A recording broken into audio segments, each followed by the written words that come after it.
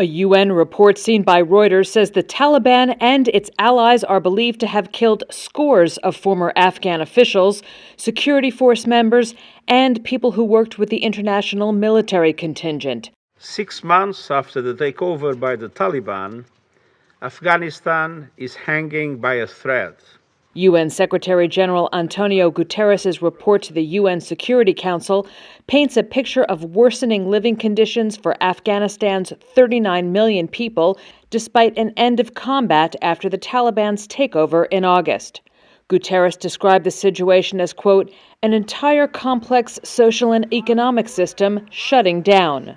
The report is the latest in a series of warnings the UN chief has issued in recent months about the humanitarian and economic crises that accelerated after the Taliban seized Kabul.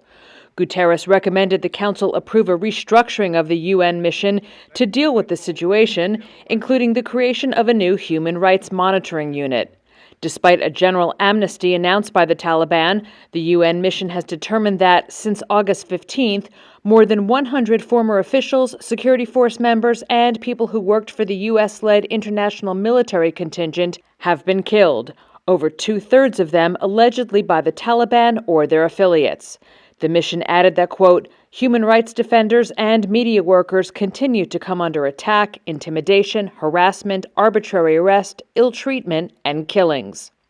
Meanwhile, U.S. President Joe Biden on Sunday called on the Taliban rulers to release a U.S. civil engineer who was abducted 2 years ago and is believed to be the last American hostage held by the Taliban. Monday marks the Americans' second year in captivity.